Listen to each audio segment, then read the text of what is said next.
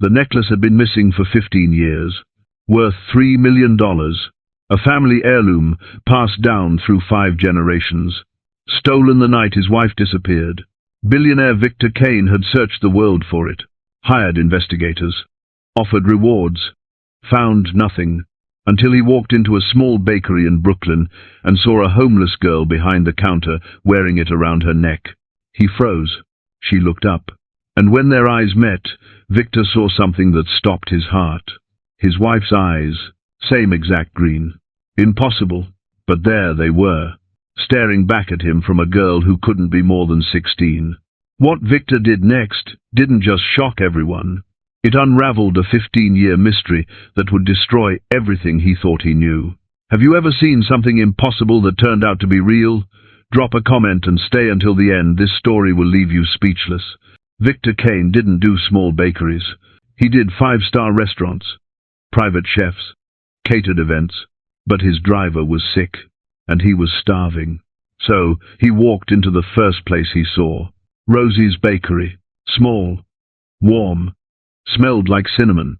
A girl stood behind the counter, thin, pale, maybe 16, flour on her apron. "Can I help you?" Victor opened his mouth to order. Then he saw it, around her neck, a necklace, emerald pendant, white gold chain, intricate filigree, his family crest engraved on the back. His wife's necklace, the one stolen 15 years ago. The one she was wearing when she vanished. Victor's world tilted. "Where did you get that?" The girl's hand went to the pendant. Protective. "It was my mother's." Victor stepped closer. "Who's your mother?" The girl stepped back. "Why? That necklace was stolen from me 15 years ago."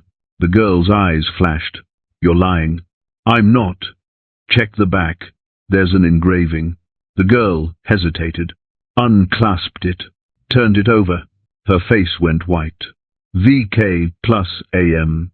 Victor and Amelia, his wife. "Where did your mother get this?" "I told you. It was hers." "What's her name?" The girl didn't answer.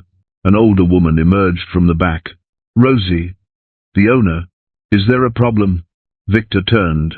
"This girl is wearing stolen property." Rosie's expression hardened. "Stella, go to the back." "But now."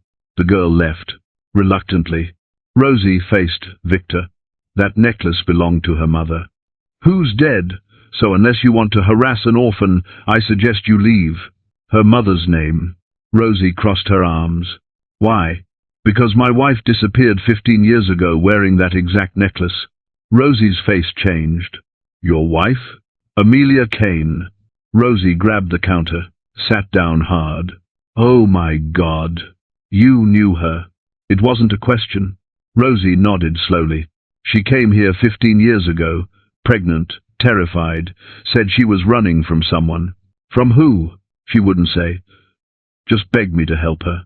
"Did you?" "I gave her a job, a place to stay. She had the baby here. A girl. Stella." Victor's knees buckled. He grabbed a chair. "Amelia had a baby? She died 3 months later. Car accident. Asked me to raise Stella. So I did." Victor's mind raced. Stella's 16? Just turned. He did the math. Amelia disappeared 15 years ago, pregnant, with his child. "Why didn't she tell me?" Rosie's voice was quiet. "She said if she stayed, you'd both die." "Who threatened her?" "She never said, just that someone powerful wanted her gone." Victor stood. "I need to see Stella. She doesn't know any of this. She needs to. Mr. Kane, she's my daughter." The words hung in the air. Rosie sighed. "Let me talk to her first." Victor waited. Paced the small bakery. 15 years. Amelia had been alive, pregnant with their child, and he never knew. Rosie returned. "She'll see you, but go easy. This is a lot." Victor followed her to the back. Stella sat on a stool, arms crossed, defensive. Victor sat across from her, studied her face, Amelia's eyes, his nose, her mouth, his jawline. "Their daughter. I'm not here to take the necklace." "Then why are you here?" "To understand." Understand what? Why your mother ran. Who she was running from. Stella's voice was hard. She's dead. Does it matter? Yes. Why? Because I loved her. And I never stopped looking. Stella's armor cracked slightly. She never mentioned you. She was protecting you. And me. From who? That's what I need to find out. Stella pulled out a small box, handed it to him. She left this. Said if anyone ever came asking about the necklace to give them this. Victor opened it. Inside was a letter. In Amelia's handwriting. His hands shook as he read. Victor, if you're reading this, you found our daughter. Her name is Stella. She's the best part of both of us. I'm sorry I left. Your brother gave me no choice. He said if I didn't disappear, he'd kill you and frame it as suicide. He wanted control of the company. I was in the way. I was pregnant. I couldn't risk our baby. So I ran. I've loved you every day since. If something happens to me, please protect Stella. Marcus will come for her too. Forever yours, Amelia. Victor's vision blurred. His brother, Marcus, he'd orchestrated everything, threatened Amelia, driven her away, let Victor believe she abandoned him, all for the company. Victor stood, made a call. His head of security answered, "Find Marcus, now." "Sir?" "Find him and bring him to me." He hung up, looked at Stella. "Pack your things." "Why?" "You're not safe here." "I'm not going anywhere with you."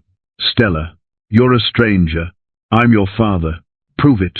Victor pulled out his phone, showed her a photo. Him and Amelia on their wedding day. She was wearing the necklace. Stella stared. "That's my mom." "Yes, she looks happy." She was. Stella's eyes filled. "Why did she have to run?"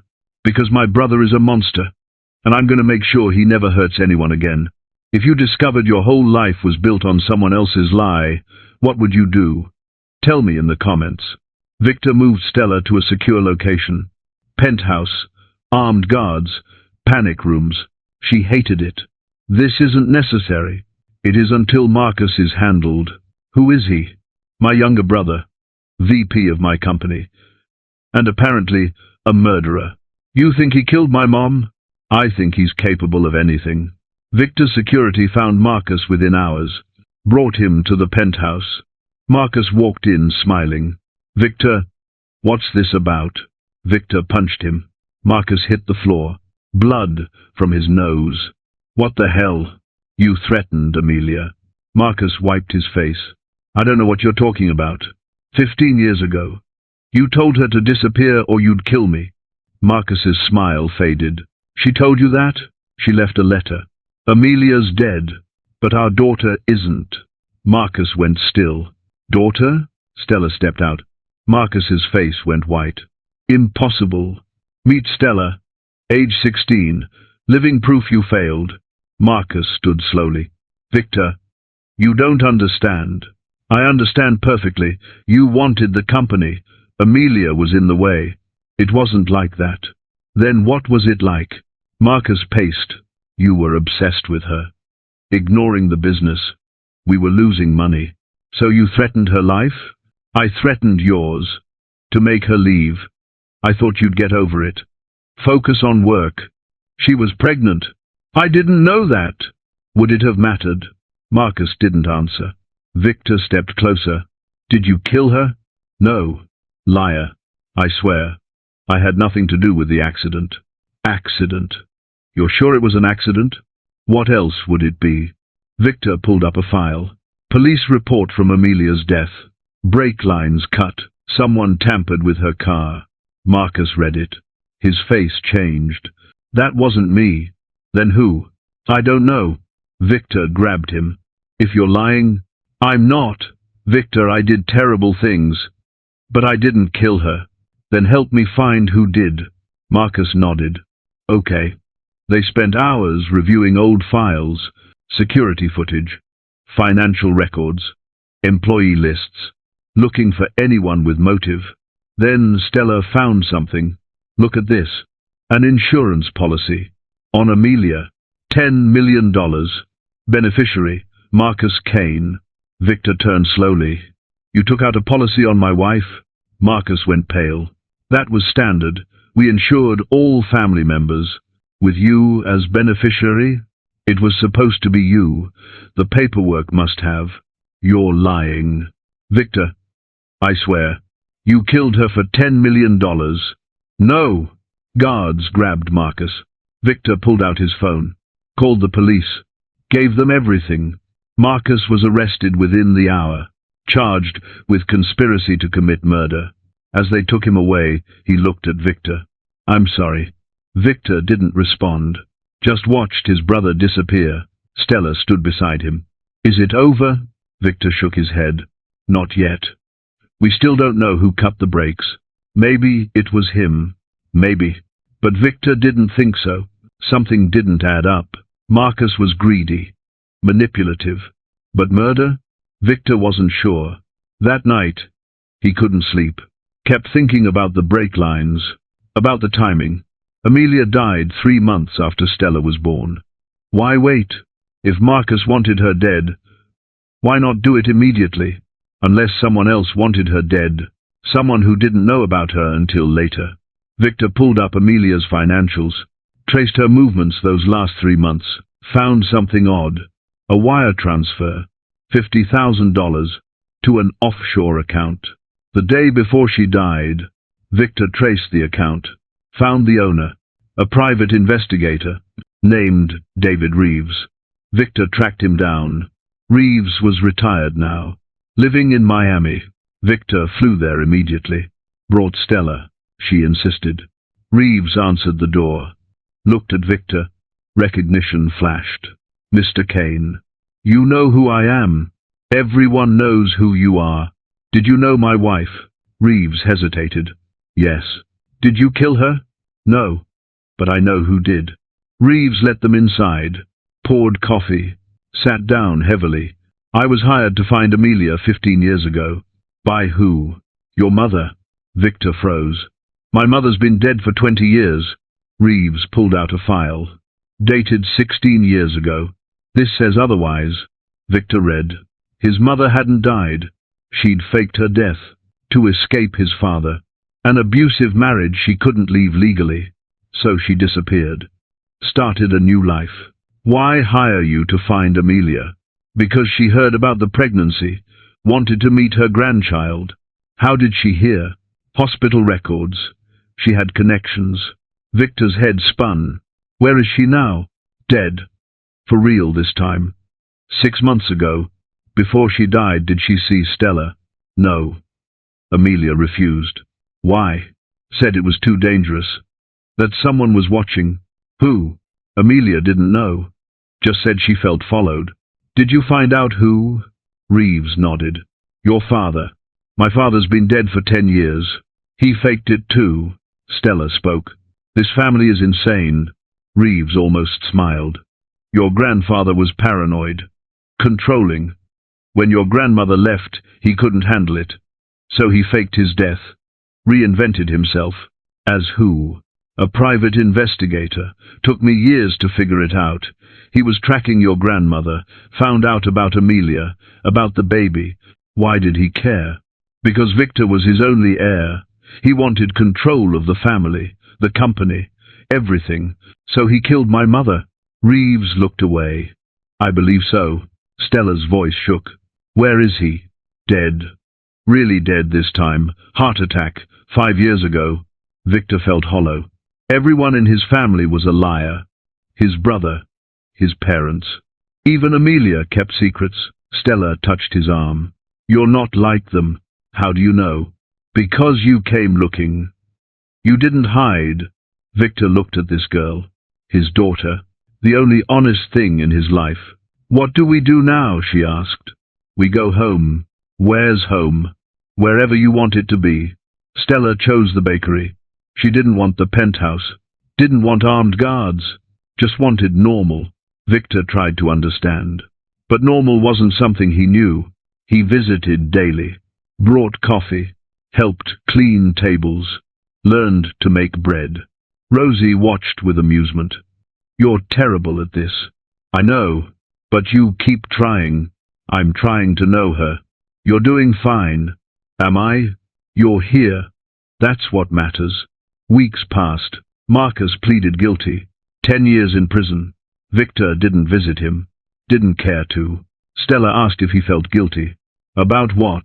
Putting your brother in jail. He put himself there. She nodded. Good. Victor sold his company. Donated most of his wealth. Kept enough to live simply. Started a foundation in Amelia's name. Helping women escape abuse. Stella helped run it. She was smart. Passionate. Driven. Amelia's daughter through and through. One evening, Stella asked him something. Do you regret it?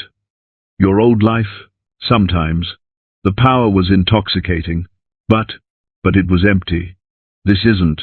He gestured around the bakery. You. Rosie. Helping people. This is real. Stella smiled. Mum would like you. You think?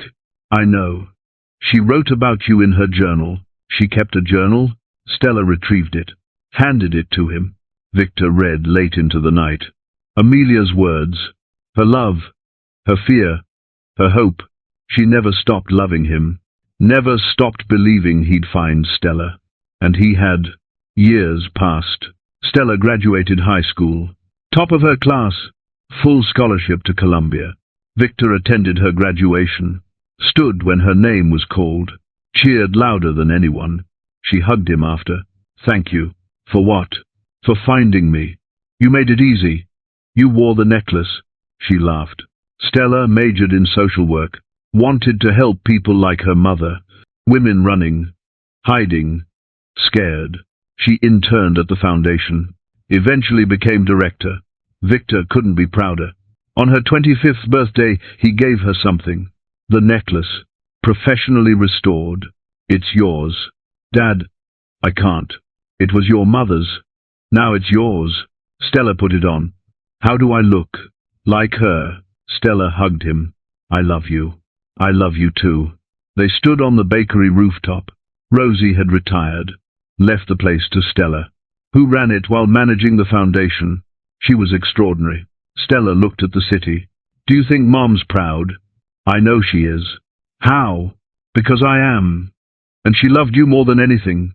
Stella leaned against him. I wish I'd known her. Me too. Tell me a story about her. Victor smiled. Which one? Any. So he did. Told her about their first date. Their wedding. The day he knew he'd love her forever. Stella listened. Eyes closed. Smiling. And for the first time in 15 years, Victor felt whole. The end. A stolen necklace. A missing wife. A daughter who brought the truth to light. Sometimes the things we lose find their way back to us in unexpected ways. Victor lost his wife but found his daughter. Lost his fortune but found his purpose. And learned that family isn't about blood, it's about showing up. If this story touched you, subscribe and hit the notification bell. Share it with someone who believes in second chances. And comment below, have you ever found something you thought was lost forever? Your stories matter. Until next time, remember the truth always finds a way. Stay hopeful, stay searching, keep believing. The end.